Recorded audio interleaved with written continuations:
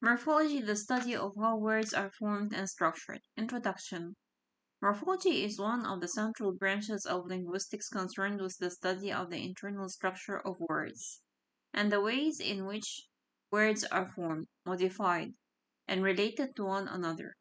While syntax studies how words combine to form phrases and sentences, morphology examines what happens inside words themselves. It investigates the smaller meaningful elements that make up words, how these elements are organized, and how they contribute to meaning and grammatical information. For example, the English word unhappiness can be analyzed into several parts: unhappy and ness. Each part contributes something to the meaning of grammatical function of the complete word. In this way, morphology helps explain words have particular forms and how speakers understand and create words. Um, the term morphology comes from Greek root morph, meaning form or shape, and logos, meaning study or account. Thus, morphology can literally be understood as the study of form. In linguistics, however, the concept of form is specifically connected to the structure of words and the meaningful units from which words are constructed. Morphological analysis is therefore essential for understanding vocabulary, grammar, word formation, inflection, derivation, and the relationship between form and meaning. Morphology is important because human languages do not consist of completely indivisible words. Many words contain smaller elements that carry meaning or grammatical information. A word such as cat, for instance, contains the lexical element cat, and the plural maker s. Similarly, walked contains walk and the past tense mark ed. The ability to recognize the elements allows linguists to describe how languages systematically construct and modify words. 1. The basic concept of morphology. As its simplest level, morphology asks questions such as: what are words made of? What are the smallest meaningful part of words? How are new words created? How are words changed to express grammatical information? How are related words connected? Why do words change their forms in particular contexts? How does a language express concepts such as tense, number, gender, case, possession, comparison, and agreement?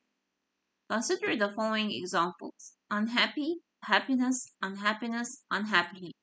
These words are related because they contain the common base happy.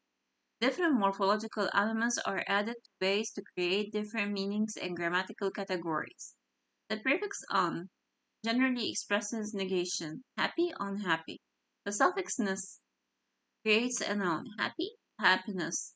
The combination of both creates happy, unhappy, unhappiness. The suffix "ly" can create an adverb, happy, happily. Morphology therefore demonstrates that word formation is not random.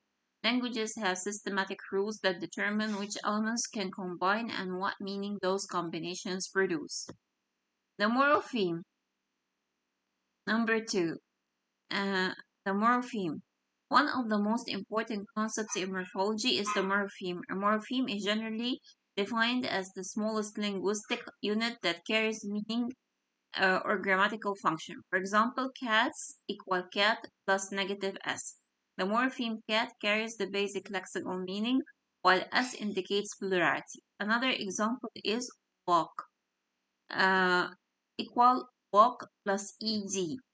Here, walk provides the lexical meaning and ed indicates past tense. Morphemes can be very short. A morpheme does not have to be a complete word. Prefixes, suffixes, roots, and grammatical markers can all function as morphemes. Examples include un, in unfair, in rewrite, in teacher, and es in kindness, s in books, in jump.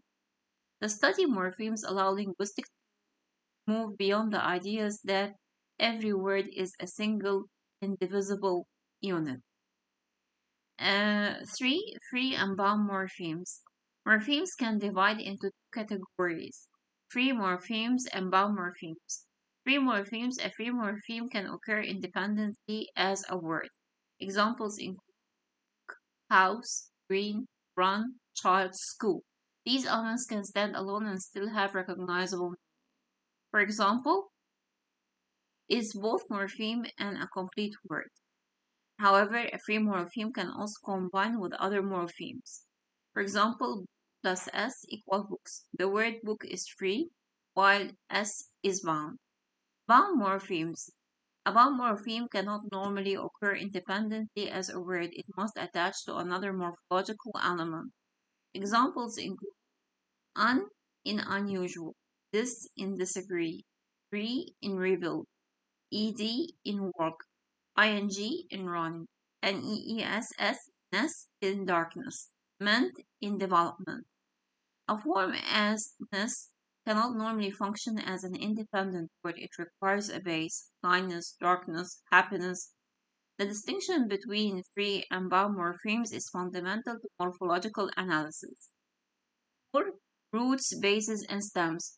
Morphological analysis also make distinction among roots, bases, and stems. A root is the central lexical element of a word. It generally carries the core meaning. For example, unhappiness can be analyzed as unhappy plus ness. The element happy function as the central lexical root. A base is any form to which a morphological operation can be applied. A base may consist of root alone or a root combined with other affixes. For example, happy, unhappy, unhappiness. The form happy is base for on. The form unhappy becomes a base for ness.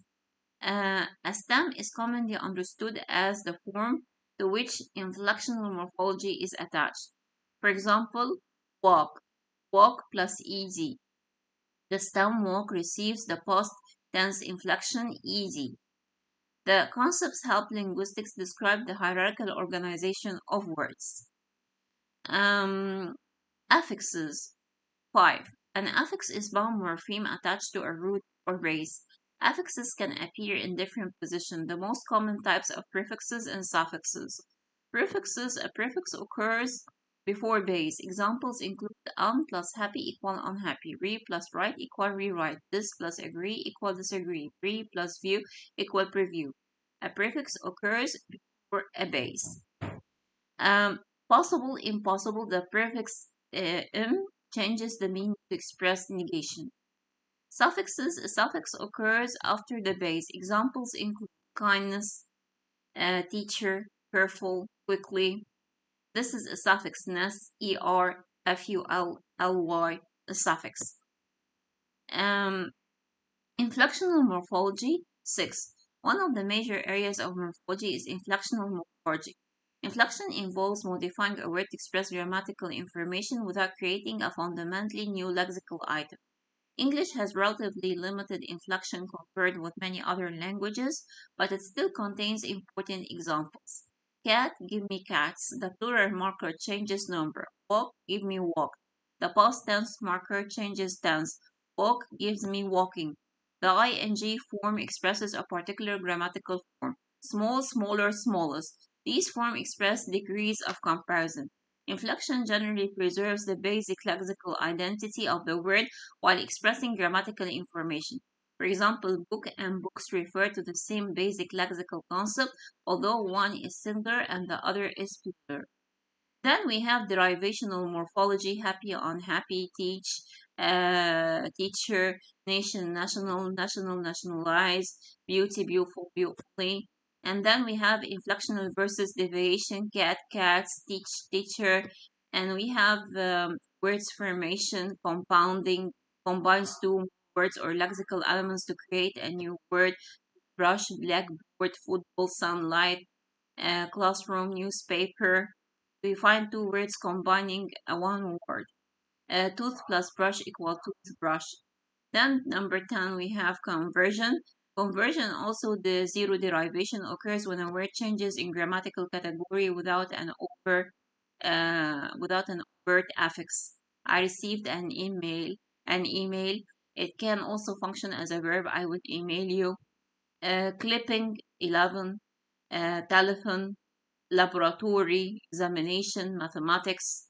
Here we clip acronyms and initialization, NASA, UNESCO, NATO, BBC, FBI, CPU. These are all acronyms. 14 back formation, editor, editor, television, televise, babysitter, babysit, is back formation. Reduplication, bye bye, good, goody, goody, zigzag, flip flop, TikTok, morphological productivity, kind, kindness, dark, darkness, weak, weakness, teach, teacher, similarly often referring to people associated with an activity, pain, pain. 17 morphological rules, book plus s equal books, car plus s equal cars. 18 allomorphy, cats, dogs, horses, walk, wanted. The English plural is classic example. Morphology and grammar 19, number, tense, aspect, mood, gender, person, comparison, agreement. 20, morphological homology. This is isolating agglutinative, fusional, and polysynthetic language. Isolating languages tend to use relatively independent words rather than extensive morphological marking. Grammatical relationships are often expressed through word order and separate grammatical elements. Accumulative languages frequently combine several morphemes in word, in which morpheme tending to express a relatively distinct grammatical function. Fusional languages. In fusional languages, a single morpheme element may express several grammatical simultaneously. Polysynesthetic language. Polysynesthetic language can construct extremely complex words containing many morphemes, sometimes expressing meaning that would require an entire sentence in another language. Morphology typology demonstrates that language can organize grammatical information in very different ways. That's it. Happy learning and enjoy. I'll see you all.